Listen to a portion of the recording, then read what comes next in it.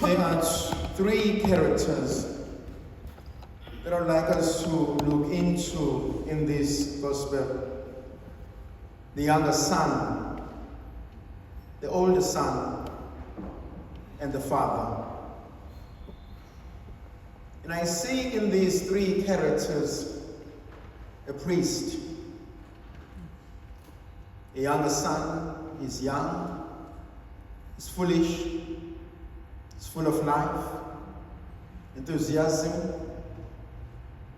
He thinks he doesn't need anyone. He thinks he can do it on his own. He thinks he can go and conquer the world. And some of us, probably in our own priesthood, have reached that stage where we feel, I can do this.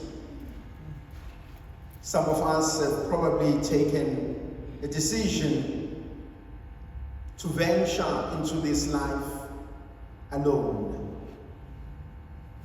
Some may have been forced by circumstances to venture this life alone. And along the way, all that they had has been lost.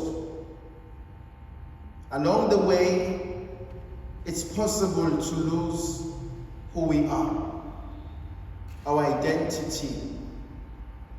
But it's also possible to lose focus.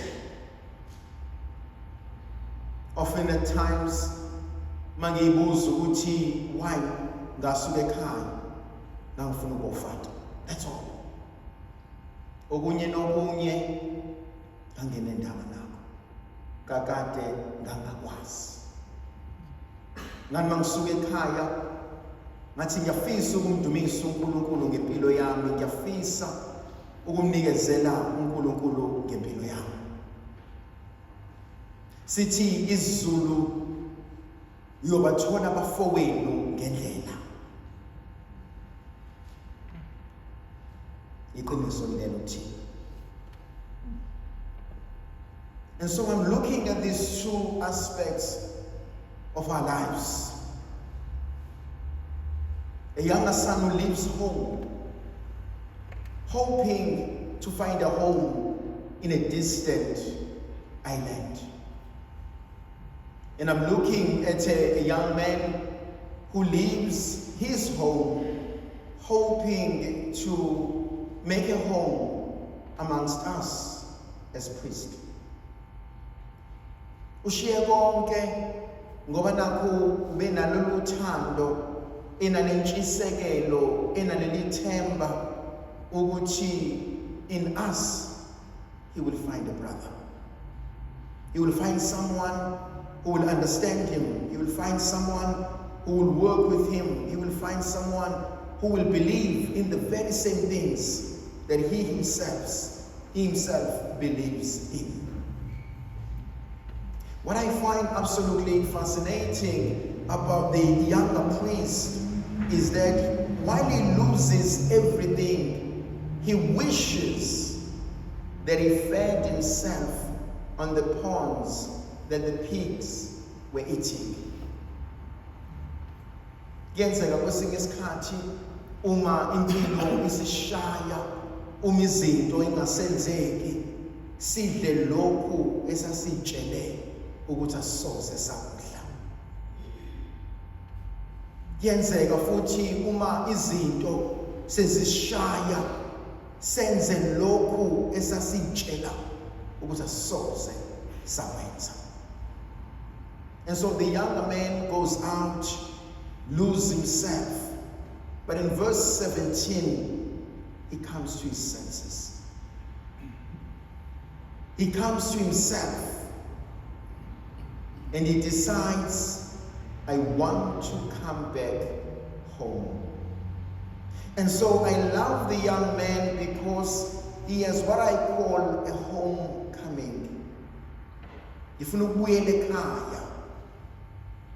Kodwa mhlambe bengifuna ukuthi kumina bafowethu angike ngiqale ngifuna ukubuyela kuNkulunkulu uma ngikwazile ukubuyela kuNkulunkulu sengabuyela kunina.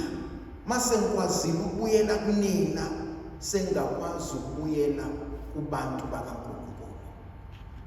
And so for me, these 3 steps are crucial.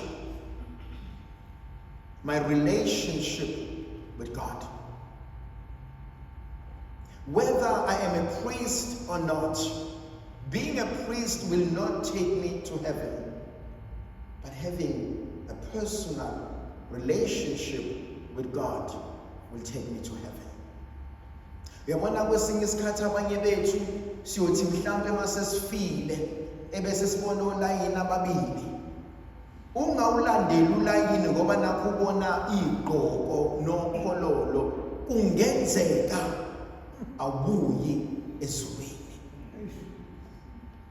Kodwa mhlambe akulalele lo layini walomuntu obumbukela phansi, obengelutho, kodwa kunemfihlakalo uNkulunkulu ayibekile kuyena. And so, be truthful to yourself has always been one of the greatest mottos. Ngifunani ngempilo yami?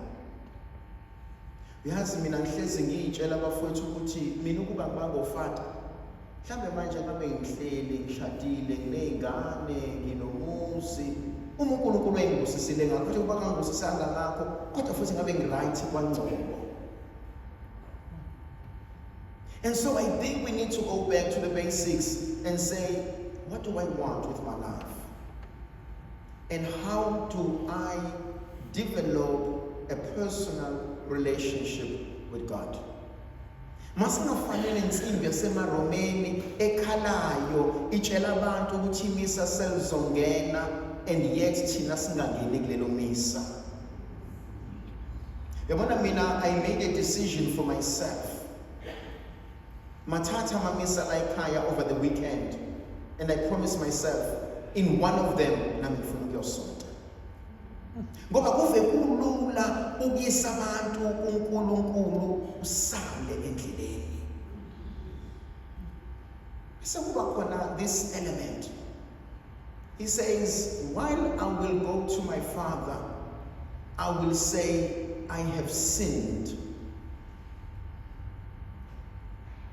I've messed up. I no longer deserve to be called your son. Treat me as you would a servant, a slave. But interestingly, when he goes home on the way, when he meets his father, he says, I have sinned. But the language has changed. There is no longer a need for him to ask to be treated like a slave because his father has just embraced him. Come back home. I must come back home. Angibuyele uNkulunkulu ngabafowethu anginikeze bona. Yes, angiphika ukuthi abanye bethu simanxeba zinsizwa. Engiphika ukuthi abanye bethu silinyazwe abafowethu abahlangane nabakholwa ngamagama ethu. Khona lana abafikile bezobona abangani babo. Khona lana semasibhorekile sahlala phe kwamagama abanye abafowethu safuna ukuyoncenceza siphuza amatiye ngamagama abafowethu. Thandwa zami, abantwana benkosikazi eyodwa le bayekeni. Ungayingeni impi yakwaNgcobo ngoba uyazi yaqalaphi. Ungayingeni impi yakwaNgcobo ngoba mase sisondele emsamo wodwa sizokhuluma ulimi la uzosala khona wena. Ukwazi ukuhlangana ngegama lompriest ungeke angabe ungani wakho, yes, that's fine, banina bangani kodwa not ngamagama abapriest bakaNkulunkulu. Ngiyamsaba uMaria methi bayiyekeni ngizozilungisela bona. And wena musuqhubeka ngelinye ilanga uyothi awusashayi yena sewushaya mina. Khona into engiyisabayo. Mawusawumuntu ngizoqoshamisa uzozala. Lobuhlungu obenza la bofika kumntanami noma kumzukulu sekuphinda phindiwe. Ngiyamsaba mina uNkulunkulu in Genesis chapter 4. Uma ekhuluma noKhayini uthi kena igazi lomfowenu liyamemeza emhlabathini. Ngiyamsaba mina umpristi kaNkulunkulu ezokhuphuka iNkulunkulu ngenyembezi athi inkosi nginjenje uSibani. I love the concept when he's back home. His father does not see a servant.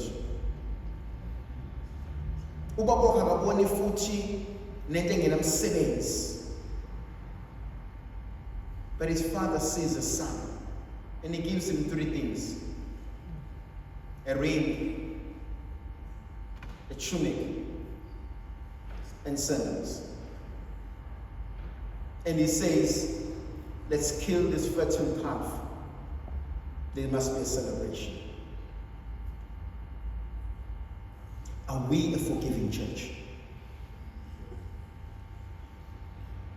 Is there a room for a sinner amongst us? Thina siyahamba siyohlala esihlathini sokuvuma. Sengathi uNkulunkulu ngabasenhliziyweni yakho nasengqondweni yakho khona lezono oyivumayo uNkulunkulu uyakuthethelela zona. Mase qedile umuntu uvuma ngiyakhulula ezonweni zakho zonke ngegama likaYise nendodana nomoya oqobileyo, kanti le nkonzo yempenduko nokuthethelelwa eyamakholwa wodwa noma yethu sonke. Is there a room for a sinner at our table?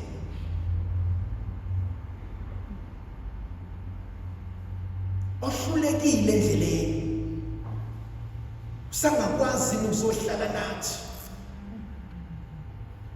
Omanxeba olinyazwe yithina wakhetha ukuba inkomo edla yodwa usangakwazi ukubuya.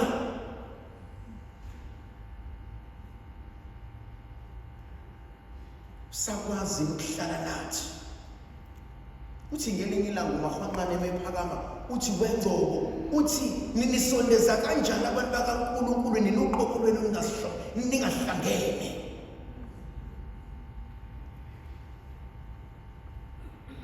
And so I look at this father and I see a priest, the father, compassionate, loving, understanding.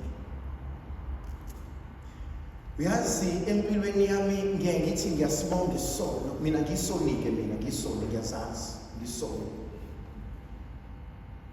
Kodwa uyazi isono every time singishaya empilweni yami ithwena uNkulunkulu engithobisa. Athi umpostoli Pawuli kuneva elisenyameni. Uthi uJesu bebamba owesifazane oqotsheni ephinga. Uma kukhona phakathi kwenu nonke ongenasono makamshaye iqala. Yabona nje basigcwele kule ndlela uyedwa umuntu ongenasono ingane esebeleni. Sonke uma wena Nkosi bengaveza ukuba bethu Nkosi ubani beyakusinda. If you, God, were to mark our guilt, our sins, Lord, who will be saved? We are all in need of mercy. And so I see that the older man, the father, and that's why maybe I love older priests who have been bruised, because they become more compassionate, more loving, more kind. And you go to them and you say to them, I'm struggling with this, and they hit you at the back and they say, get over it. There's more to life than that. One day they asked Pope Benedict, they asked him a question. We know that Benedict as Ratzinger was in charge of the CDF. And the young priest asked him a question, and Benedict said to him, if you had asked me this earlier on, I would have given you a canonical answer. I would have given you the rubrics. I would have given you what you should have done. But now I'm older, I'm wiser. I will give you a more different answer. Life is not black and white. We live most of our lives on the gray matter. Then there is the third son, the older brother, the self-righteous, who thinks, I've got this. Angazi kwenzakala lemarumeni ngale ambition yokufuna ukuba umbishop.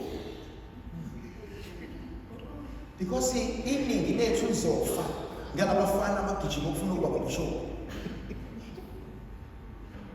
Now there's something beautiful that was said by Bishop Joacha. Uthi bonke laba bafuna abavamisile ukuthola. Now there's this self-righteousness attitude. Holier than thou. Now, if you look at spotlight, have a stand look veza kanya, but behind it, unyama.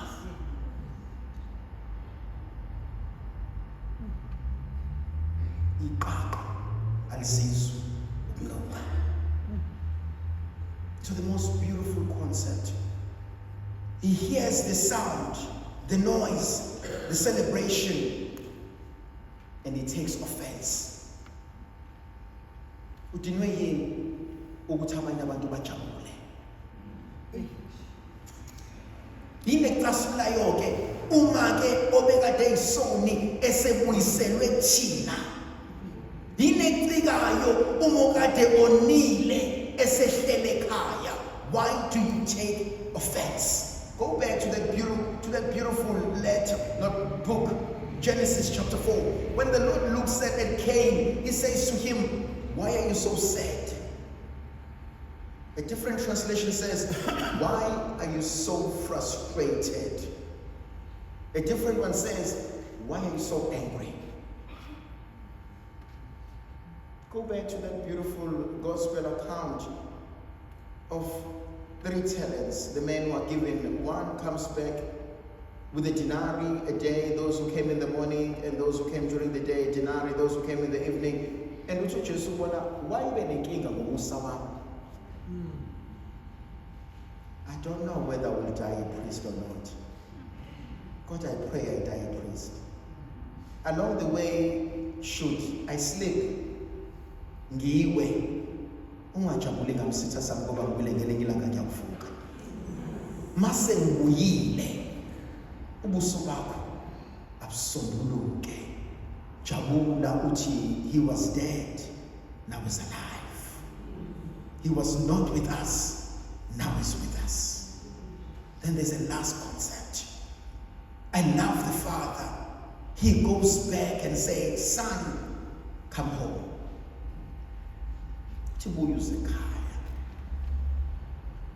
Uchi, the self-righteous, angwazi ukuhlala nabo. But listen to this. He says, I've been with you, I've worked, I slaved, I did everything, and I was in this house as a slave. But I didn't think you were a slave. I took you as a son, but you behaved